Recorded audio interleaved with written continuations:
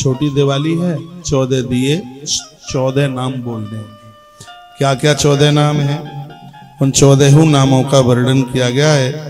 इन 14 नामों के साथ में यदि आप भगवान की पूजा करेंगे, वो दिए जला करके रखेंगे तो आनंद हो जाएगा। यमाय धर्मराजाय मृतवे चांतकाय च वैवस्वताय कालाय सर्वभूतक्षयाय च ओडंबराय दग्नाय नीलाय परमेष्ठिने वरकोदराय चित्राय चित्रगुप्ताय वै नमः। नरकाय प्रादतव्यो दीप संपूज्य देवता। जो ये 14 नाम बोल करके दिए जलाएंगे, ऐसे स्त्री पुरुष को कभी नरक नहीं जाना पड़ेगा। नरक इसलिए नहीं जाएंगे क्योंकि वो गलत काम ही नहीं करेंगे। नरक तो वो जाएगा जो गलत काम करेगा। और ये 14 दिए साल में एक ही बार जलते हैं। वो छोटी दिवाली है आज, तो ये जलाइए। घर के बाहर रखते हैं, पेड़ों के नीचे रखते हैं, जलाशयों के किनारे रखते हैं, शमशान घाट में भी रखा जाता है। तो नाम क्या क्या है? ओम यमाय नमः, ओम धर्मराजाय नमः, ओम मृतवे नमः, ओम अंतकाय नमः। मेरी बात रिकॉर्ड कर लो, उस समय मोबाइल में सुनते जाना और जलाते रहना। तो फिर दोबारा से बोल रहा हूँ, पहला नाम है ओम यमाय नमः। इसलिए तो मैं कहता हूँ कि हमारी कथा जब आप सुना करें तो कागज पेन हाथ में लेकर के सुना करें, नहीं तो बात छूट जाएगी। और हम वो बातें आपको निवेदित करते हैं जो कहीं मिलती नहीं है। अब मिले तो तब जब भागवत और राम कथा उससे पुराण से और आगे बढ़ा जाए। तो इतने अद्भुत ग्रंथ हैं कि जिंदगी भर बोलते रहो तो भी ग्रंथ पूरे नहीं हो पाएंगे। ये 14 नाम मैं आपको निवेदन कर रहा हूँ। पहला है ओम यमाय नमः। और इस बात को आप हल्के में मान लीजिए, 14 दिए इतना आनंद कर देंगे।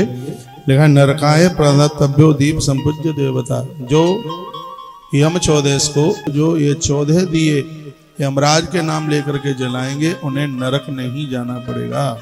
ऐसा वर्णन है इसमें।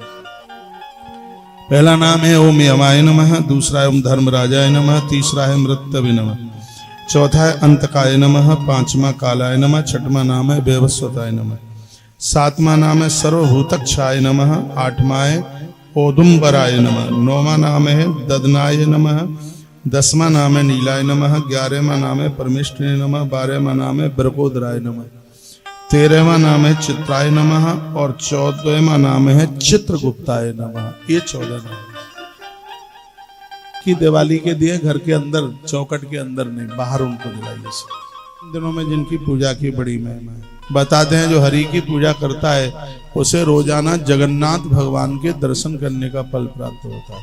ये बात एक बार और सुन लो। जो भगवान हरि की, नारायण की पूजा करता है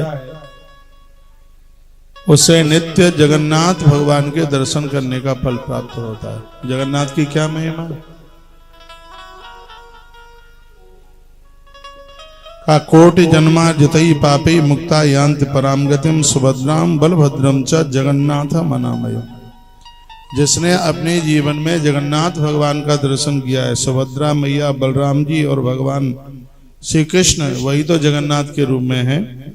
तो कहा गया कि स्वयं मार्कंडेय जी ने कहा है कि ऐसे लोगों की कभी मृत्यु बिगड़ नहीं सकती जिन्होंने जगन्नाथ भगवान का दर्शन किया। रोज तो कोई जगन्नाथ जा नहीं सकते। तो क्या सुंदर बात कही गई। आप अपने घर पर ही नित्य नारायण के दर्शन कीजिए। सालराम भगवान को रख करके शंख के द्वारा उनका अभिषेक कराएं।